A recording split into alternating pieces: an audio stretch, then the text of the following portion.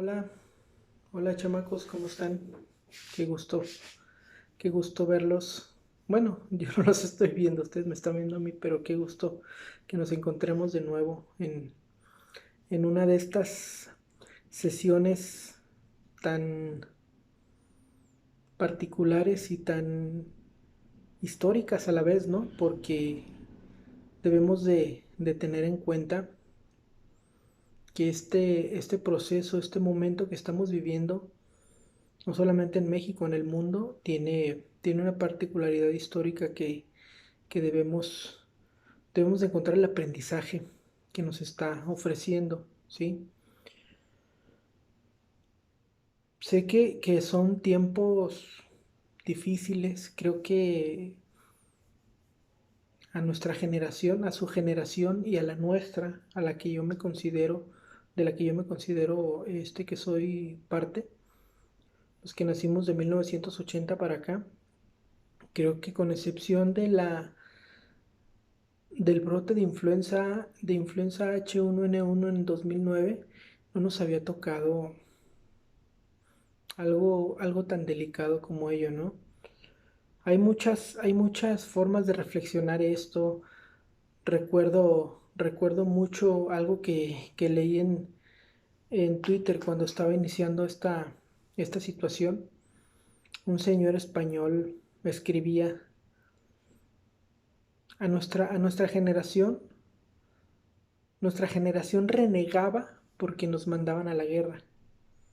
Y ahora su generación está renegando porque les exigen quedarse en casa. Y qué,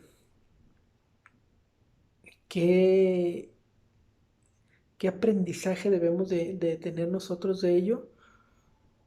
Pues mucho, bastante, porque simple y sencillamente esto no se compara con los grandes conflictos bélicos de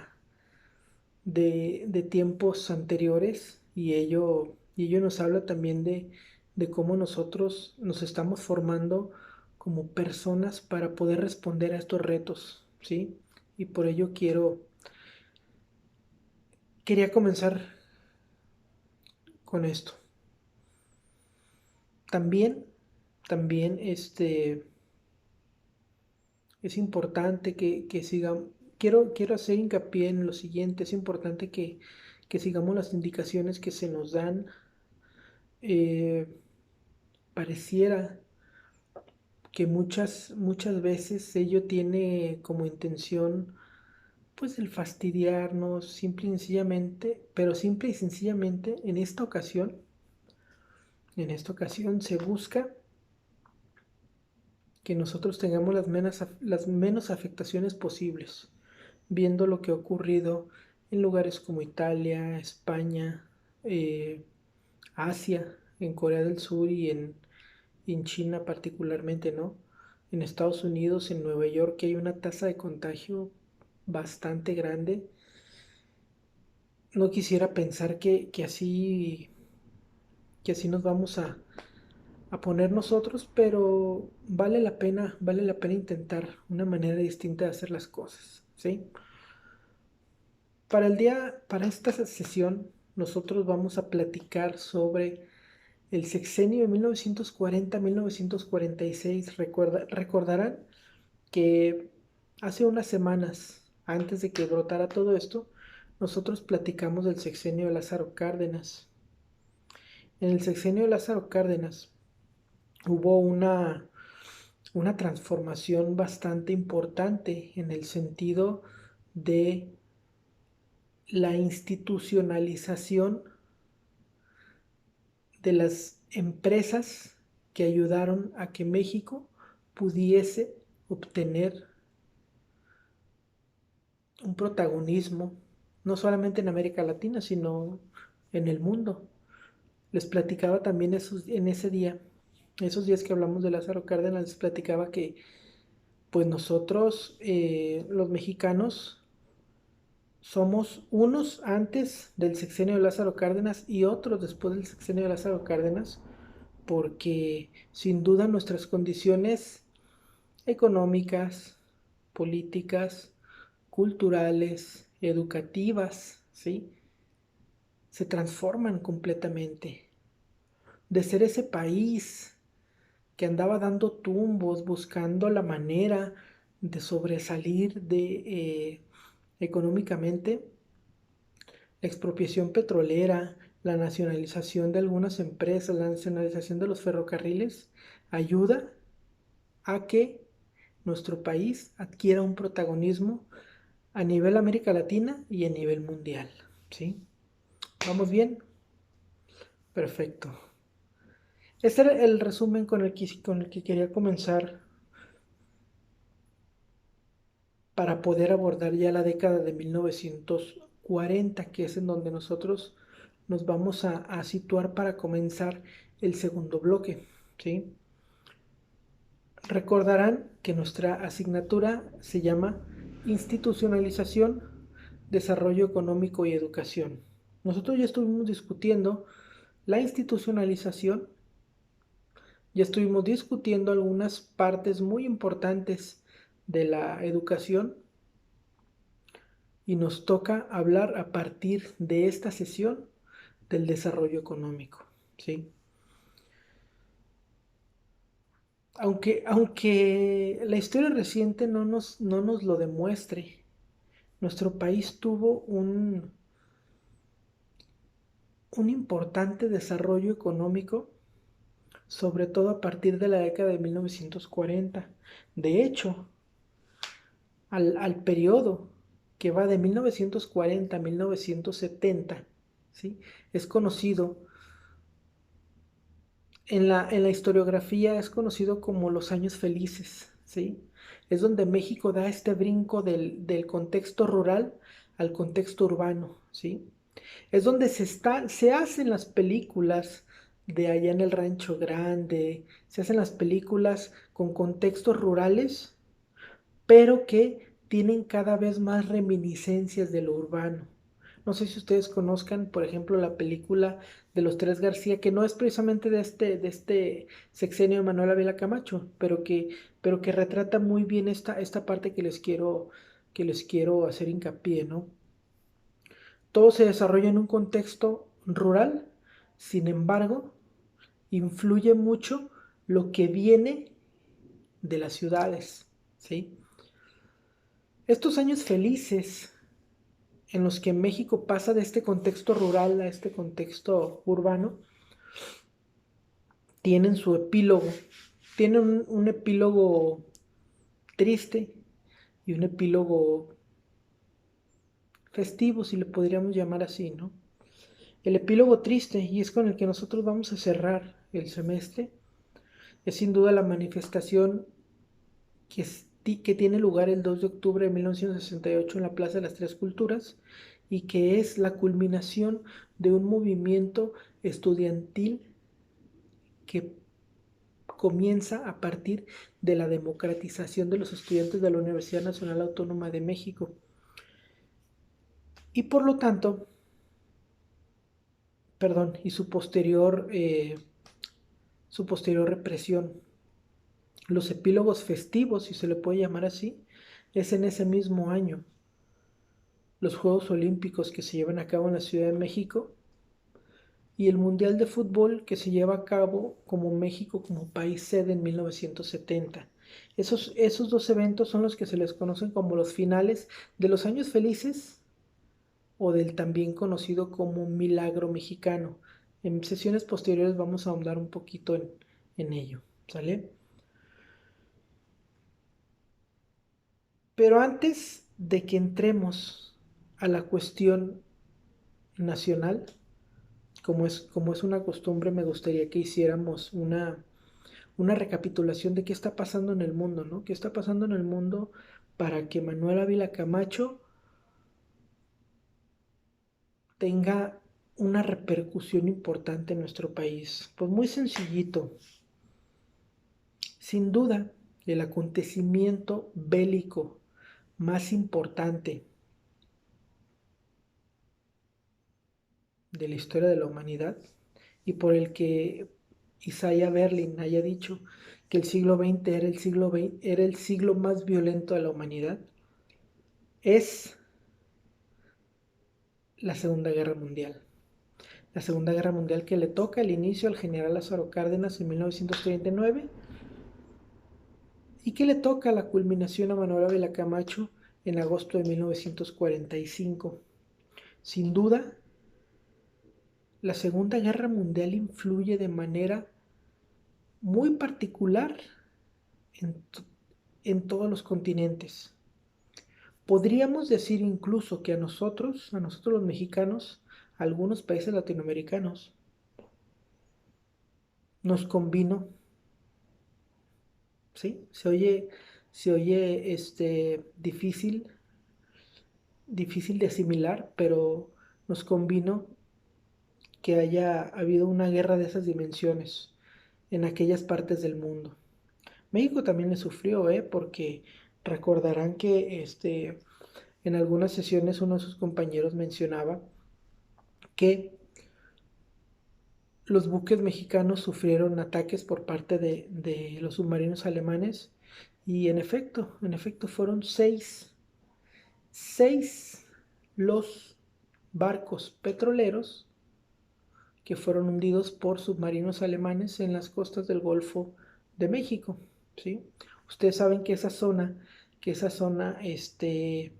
geográfica tiene una alta preponderancia en cuestiones petrolíferas y es por ello que en esa zona nuestro país hacía sus recorridos comerciales con respecto al petróleo para surtir a regiones de Estados Unidos como Nueva Orleans, como la Florida, y, y por ello fuimos un blanco fácil para los alemanes.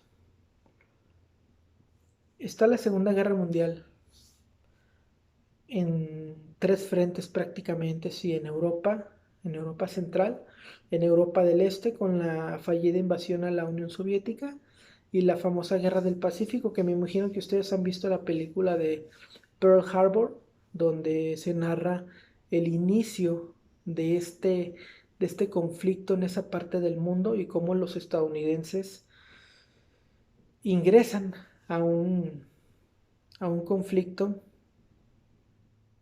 en aras de la reactivación de su economía después de la Gran Depresión Económica de 1929. Pero bueno, les comentaba que a nosotros los mexicanos nos convino porque gracias a ello, gracias a ello nuestro país se vio beneficiado por la manufactura de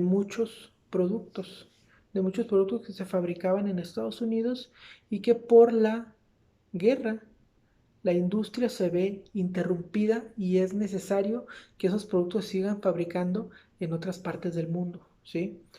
Por ejemplo, uno de los ejemplos más puntuales y que son muy explicativos de ese periodo son los textiles que se fabrican en Estados Unidos, obviamente porque muchos de los obreros tienen que ir a participar en el conflicto bélico. el, la manufactura de esos textiles pasa a otras partes del mundo y México se ve favorecido en ese sentido, ¿no? Incluso durante el sexenio de Manuel Ávila Camacho se firma, se firma un convenio de colaboración entre México y Estados Unidos y y hay dos programas muy significativos, la famosa Revolución Verde y el programa Barcero, que en un momento más vamos a platicar un poquito de ello. Pero en sí, la Segunda Guerra Mundial a nosotros, los mexicanos, nos trajo más beneficios que perjuicios, ¿sí? Por paradójico que ello parezca. ¿Qué pasa? ¿Qué pasa en materia cultural, social, en nuestro país durante el sexenio de Manuel Ávila Camacho? Pues para el año 1941, no sé si ustedes conozcan un periódico deportivo que se llama El Esto, un periodiquito que es un tabloide de, de deportes que todavía hasta hace unos 3 4 años se imprimía en color café y era muy, muy particular que todas las fotos y todo el texto, en lugar de venir en blanco y negro, venía en blanco y café. Ahora ya creo que ya es a color, las portadas y contraportadas y el interior es blanco y negro, pero su particularidad era esa. Además de ser el primer periódico exclusivamente deportivo que se, que, que se tira aquí en nuestro país, ¿sí? En ese sexenio también se le conoce como la famosa época de oro de la radio, ¿sí? Es donde ídolos de la talla de Pedro Infante, antes de hacer sus pininos en las películas, va y prueba suerte en la XCW, una estación de radio muy famosa que está todavía en pie en la Ciudad de México, que ustedes pueden ir a conocerla. Está cerca del mercado de San Juan de Letrán. Eh, el periódico El Universal dice que en aquellos años, para el año de 1943, 44 más o menos, la XCW pasaba hasta 5 radionovelas al día, ¿sí? Y eran los grandes culebrones de la sociedad mexicana. El chisme giraba en torno a las radionovelas de la XW y eran un auténtico fregadazo, ¿sí?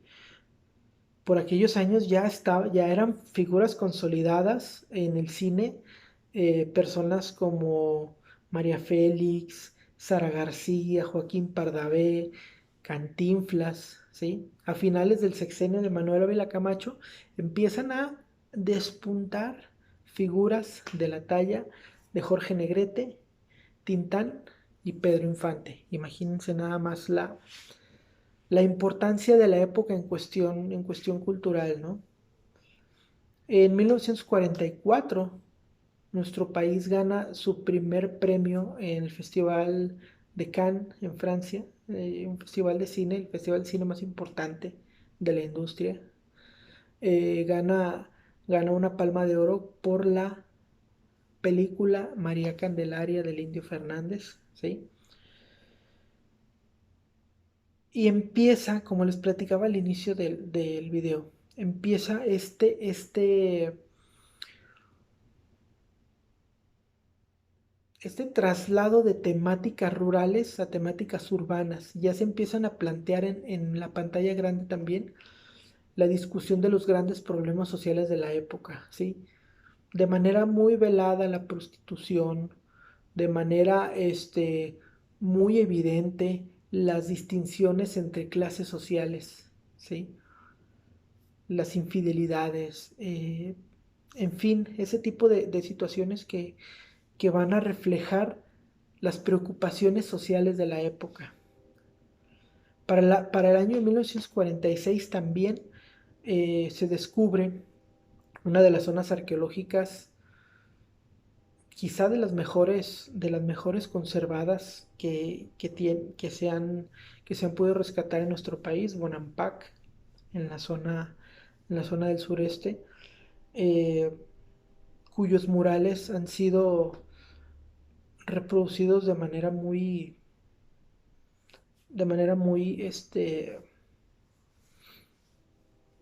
lo reproducen a cada rato, vaya, ¿sí? No sé, me imagino que vamos bien, que están tomando algunas notillas, que están haciendo ahí sus apuntes, cosas que no estén quedando muy claras, por favor, anótenlas y pónganmelas ahí como comentario del video. Desafortunadamente no pude hacer la transmisión en vivo como lo tenía planeado. Sin embargo, creo que por aquí también vamos a tener una buena comunicación, ¿sí? Con esto quiero llegar ahora sí ya al sexenio de Manuel Ávila Camacho. El presidente Caballero o el presidente de la Unidad Nacional, como también fue conocido. ¿Se acuerdan que en la sesión de Lázaro Cárdenas, me regreso un poquito de nuevo, habíamos platicado de que en la, en la historia se maneja que Manuel Ávila Camacho llega por medio de un fraude a la presidencia de México que obtiene el 94% de los votos y ese fraude pues es sin duda eh, atribuido al presidente en turno, al general Lázaro Cárdenas, pero también se le atribuye una represión bastante significativa en contra de los opositores al general Manuel Ávila Camacho, ¿no? Hay una, hay una, hay una sensación en nuestro país de polarización. Me estoy trasladando a 1940. Hay una sensación de polarización bastante fuerte ocasionada, en primer lugar, por lo relativo a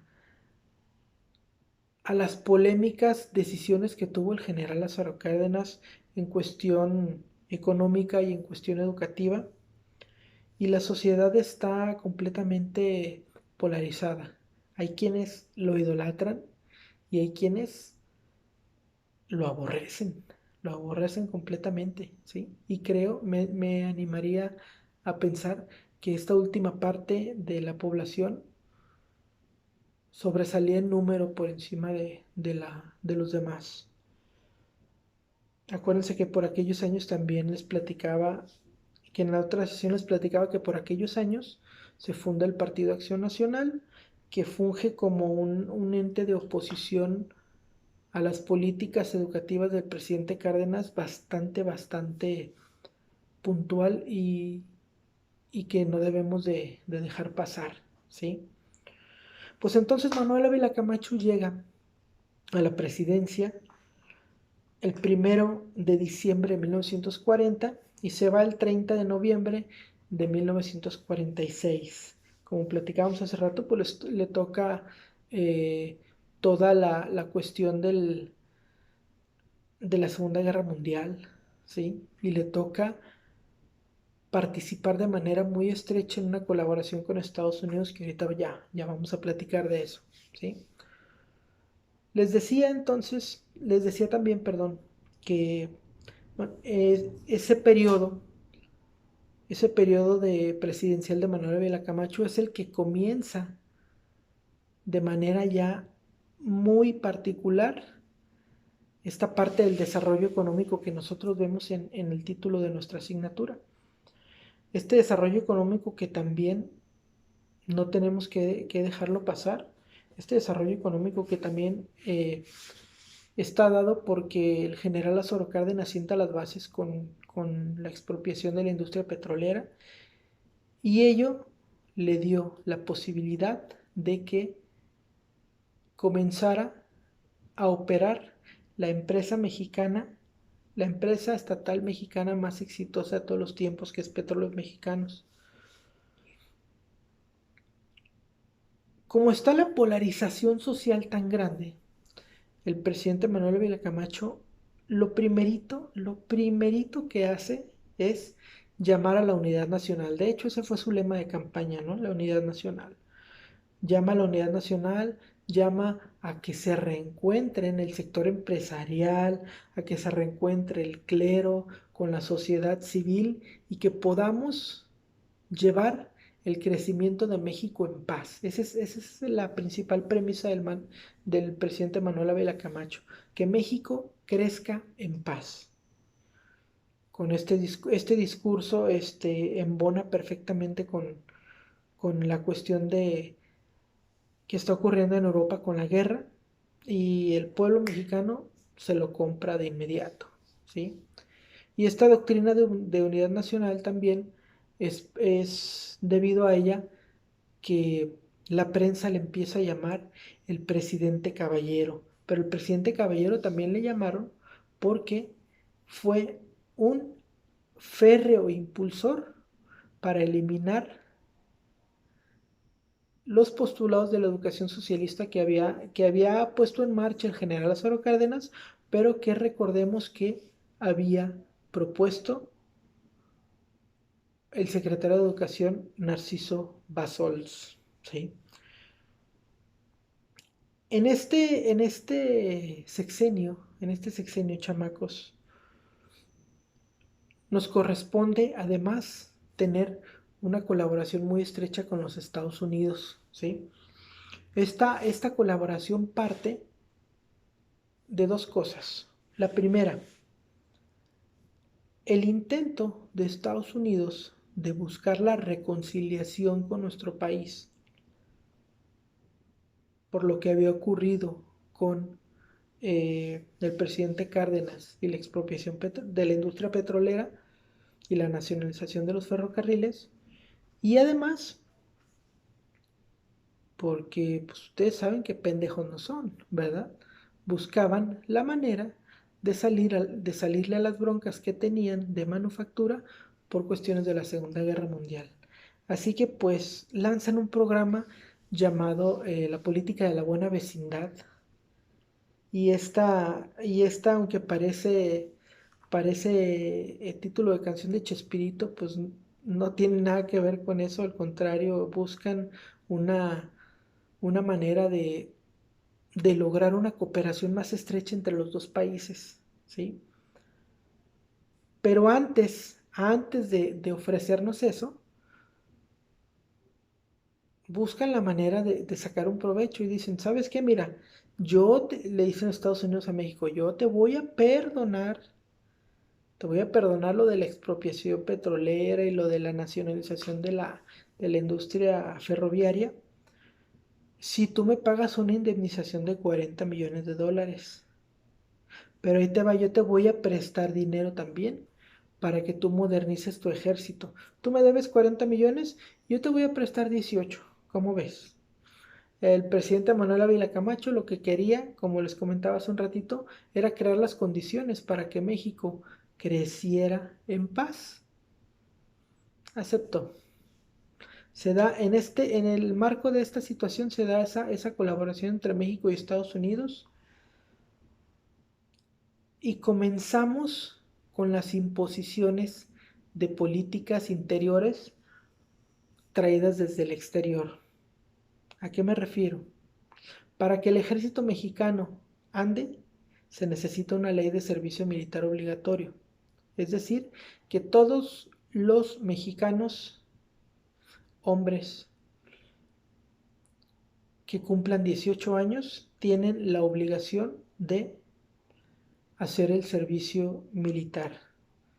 Es decir, de enlistarse en el ejército, y los que no somos militares de oficio, estemos en disponibilidad de ser llamados en caso de que así se requiera. Pero la otra ley que se dicta desde fuera y que tiene mucho que ver con la vida política de los mexicanos de 1942 hasta la fecha, es la famosa ley de disolución social. ¿Y qué carajos es eso? ¿Qué significa en castellano una ley de disolución social? Pues muy sencillo. Todas aquellas personas que se manifiesten en contra del gobierno en turno pueden ser tipificadas como delincuentes, ¿sí? Esto fue un escudo verdaderamente importante para el partido oficial, para el PRI, en las décadas de 1940, 50, 60, 60, 70, 80 y hasta la fecha, ¿sí? Estas leyes, obviamente, con un auspicio y con una recomendación de los Estados Unidos para que haya un manejo social mucho más equilibrado. Dentro del marco también de la cooperación de México y Estados Unidos, se firma un acuerdo de cooperación agrícola llamado la Revolución Verde. ¿En qué consistía la Revolución Verde? Era una especie de protocolo de investigación científica donde los dos países se comprometían a compartir información relacionada con la mejora de las actividades agrícolas, ¿sí? Aunque también, aunque también no está de más decirlo y está documentado que en el marco de esta revolución verde, con el pretexto de la agricultura intensiva en zonas donde se tenía que hacer así, se tiene que hacer así por las condiciones climáticas, geográficas, se comienza a utilizar esta zona de México conocida ya en la actualidad como el Triángulo Dorado, donde el narcotráfico ha sentado sus reales. Está documentado que desde aquellos años Estados Unidos le pedía a los agricultores mexicanos que sembraran amapola para poder extraer los químicos necesarios para la elaboración de la morfina, uno de los químicos más potentes para combatir el dolor y que obviamente era utilizado en el frente de la Segunda Guerra Mundial. ¿Sí? Está documentado, está documentada esta situación también. Así que mm, esta actividad, esta actividad, que tanto putean los gringos en la actualidad, pues nace a partir de una necesidad social, de una necesidad, eh, no tan, en ese momento no tanto social, de una necesidad de salubridad y por lo tanto eh, el narcotráfico nace a partir de las necesidades de la Segunda Guerra. Mejor dicho, la siembra y producción de estupefacientes nace a partir de las necesidades provenientes de la Segunda Guerra Mundial. ¿Vamos bien? Excelente. También para el año de 1942, en el marco de esta Revolución Verde, se crea el programa Bracero, que es ni más ni menos que personas que venden su fuerza de trabajo, es decir, el uso de sus brazos como fuerza de trabajo, pues de ahí la palabra bracero, eh, que vayan a trabajar de manera legal a los Estados Unidos, sobre todo en cuestiones de agricultura, ¿sí? Si trabajamos el siguiente semestre la materia que sigue de esta que estamos teniendo en la actualidad, vamos a ver una anécdota bastante hilarante de un expresidente mexicano que fue presidente del 2000 al 2006, donde se refiere a los braceros mexicanos diciendo que hacen el trabajo, y lo cito textualmente, así lo dijo. Dijo, los trabajadores mexicanos hacen el trabajo que ni los negros quieren hacer. Pero bueno, en su momento lo vamos a platicar también ello. Este programa Bracero ayudó a que muchos mexicanos fueran a trabajar de manera legal a los Estados Unidos. Trabajaban por temporadas, les pagaban y se regresaban. Al siguiente año iban, sembraban, levantaban cosecha y se regresaban, ¿sí? Ello también por cuestiones de lo extremos que son los climas en esa parte del mundo, ¿no? Para el año de 1943, durante el sexenio de Manuel Ávila Camacho, se crean sin duda dos de las instituciones más relevantes en las últimas décadas del siglo XX, en la segunda mitad del siglo XX y en las primeras décadas del siglo XXI, se crean durante el sexenio de Manuel Ávila Camacho. El Instituto Mexicano del Seguro Social y el Sindicato Nacional de Trabajadores de la Educación, ¿sí? Sobre todo, que aglutina todos los sindicatos y todas las agrupaciones eh, que había de maestros y trabajadores del sector educativo, se engloban en un solo sindicato y se crea el sindicato más grande de América Latina.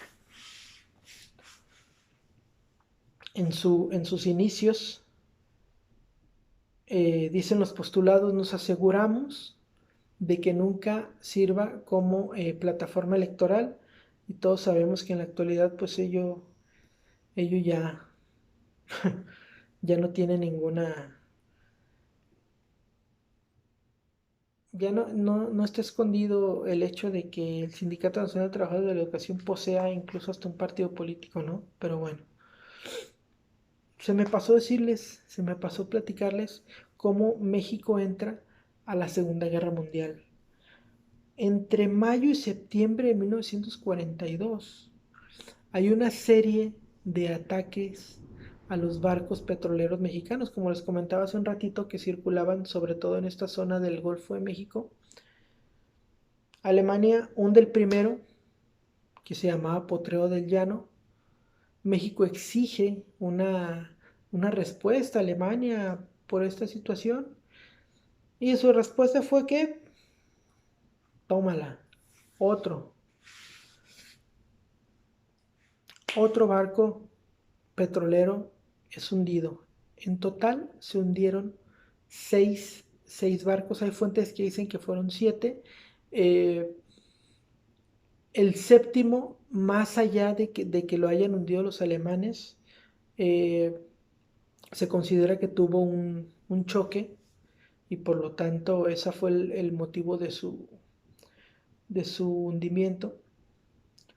Pero de manera oficial son seis los buques petroleros mexicanos que son hundidos por submarinos alemanes, y por lo tanto Manuel Ávila Camacho da un discurso donde dice, palabras más, palabras menos, nosotros tenemos que responder a esta agresión aunque no tengamos los medios para hacerlo, ¿sí? Y mandan un escuadrón, el escuadrón 201, que a combatir se va a combatir a las Filipinas, ¿sí? El encargado, no obviamente en el terreno de batalla, pero el encargado de todo ello fue el general Lázaro Cárdenas, ¿sí? Con este prestigio político que él tenía y con este prestigio que él tenía como militar, lo nombran secretario de Defensa, secretario de la Defensa Nacional, y le toca liderar este escuadrón 201 que va a participar en la Segunda Guerra Mundial, ¿sí? Se me pasó a comentarles también, durante el inicio del sexenio de Manuel Ávila Camacho, con el estallido de la Segunda Guerra Mundial, se da un fenómeno económico muy particular en nuestro país. Como muchos de los equipos eh, que había en las industrias de aquellos años eran extranjeros, por no decir todos, por el estallido de la guerra era muy complicado que si algo se te rompía de tus máquinas, pues era muy complicado que consiguieras las refacciones, ¿sí? Por ello se lanza un programa que se le llamó el programa de sustitución de importaciones, y en el cual los obreros, los trabajadores de esas industrias, tenían que encontrar la manera de solucionar el problema con lo que tuviesen a la mano, ¿sí? La idea era tratar de que las importaciones de las refacciones bajaran en lo más mínimo, y aquí en nuestro país empezaron a fabricar esas refacciones, o se empezaron a fabricar las piezas necesarias para que las máquinas siguieran trabajando, ¿sí? Esto ocurre desde el año de 1941, y en ese mismo año ¿Se acuerdan de un personaje que les empecé a platicar en algunas clases anteriores llamado Fidel Velázquez, que hasta les dijera un pobre señor que yo creo que ya lo llevaban a las conferencias de prensa, ya todo hasta miado el pobre señor porque ya no tenía, o sea, ya no se le entendía nada de lo que hablaba? Este, lo, lo llevaban prácticamente a sentarse a balbucear ante un micrófono. Pues Fidel Velázquez es el dirigente de la CTM, de la Confederación de Trabajadores Mexicanos de México, desde 1941 hasta 1997. Creo que por ahí tiene algunos paréntesis de 2, 3 años, no sé si uno o dos, no recuerdo bien. Uno o dos paréntesis, donde le cede el honor de ser el dirigente de la CTM a alguien de su entera confianza, pero prácticamente de 1941 a 1997 es el presidente, es el dirigente, perdón, es el dirigente de la Confederación de Trabajadores de México. Para el año de 1946, el Partido de la Revolución Mexicana ya no daba más. Con este fraude de Manuel Ávila Camacho, con este fraude que le atribuían al partido, buscaban quitarle esa mala fama, y lo que hicieron fue reestructurarlo y le cambiaron el nombre a un partido que no sé si les suene a ustedes, pero creo que por ahí anda todavía, el Partido Revolucionario Institucional, el famoso PRI. Empieza como tal de 1946 y su primer candidato presidencial es ni más ni menos que Miguel Alemán Valdés, ¿sí? Un político que rompía con el estereotipo de los presidentes que habían sido hasta entonces. Desde Álvaro Obregón hasta Manuel Ávila Camacho existía la semejanza de que todos los presidentes habían tenido una carrera militar. Miguel Alemán rompe con esa seguidilla de presidentes militares, y es a partir de su mandato de Miguel Alemán a la fecha, todos los demás presidentes han sido civiles, ya no ha habido militares en el poder. Miguel Alemán Valdés fue adversario en las elecciones de 1946, ni más ni menos que de nuestro conocidísimo Ezequiel Padilla. Lo recordarán que fue este secretario de Educación por ahí del finales de la década de 1920. Ezequiel Padilla logra sacar el 20% de los votos, pero la presidencia se la lleva Miguel Alemán con el 78% de los votos, ¿sí?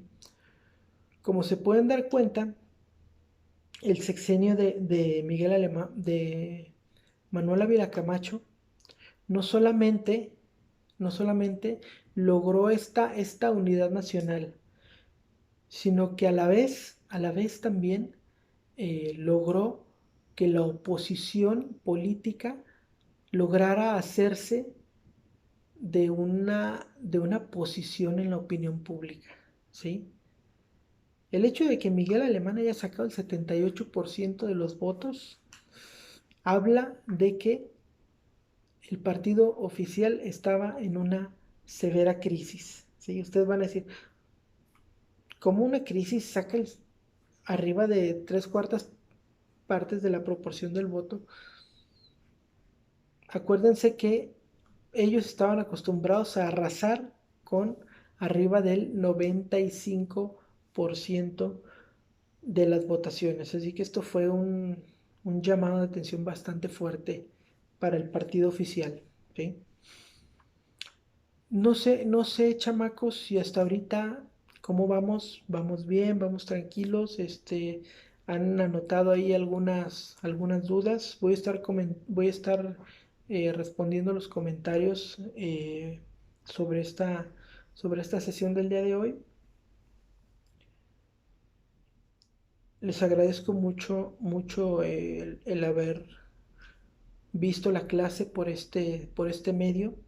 Y quisiera cerrar nuestra sesión del día de hoy con una antiquísima fábula árabe llamada El Rey y la Peste. Es una fábula que tiene cerca de 1500 años, por decir, por decir una fecha, y dice más o menos así. Se cuenta que en algún momento un rey disfrazado de labriego, caminando por el campo, se encuentra con la peste, ¿sí? Y le pregunta, peste, ¿a dónde te diriges? Y la peste le contesta, dice, voy a Bagdad a matar a 500 personas. El rey se queda pensativo, le cede el paso. De regreso se vuelven a encontrar, pasa un tiempo, se vuelven a encontrar y, y el rey le dice, peste, peste mentirosa, dijiste que ibas a matar 500, murieron 5000. Y la peste le contesta, yo no soy mentirosa, yo te dije que iba a matar 500 y maté 500. Los demás, los demás murieron de miedo. En estos tiempos, chamacos, que nos está tocando vivir esta coyuntura social, cultural, el llamado es, no hay que desesperarnos, hay que afrontar la bronca como viene, hay que salirle y hay que tener un aprendizaje de todo esto, ¿sí? No se vale que como sociedad, que como humanos, estemos teniendo estemos padeciendo estos sacrificios y no nos vayamos a llevar ningún aprendizaje de todo ello. Gracias, gracias de nuevo por observar la clase por este medio. Estoy a sus órdenes en la plataforma donde estamos llevando a cabo las actividades y también voy a contestar los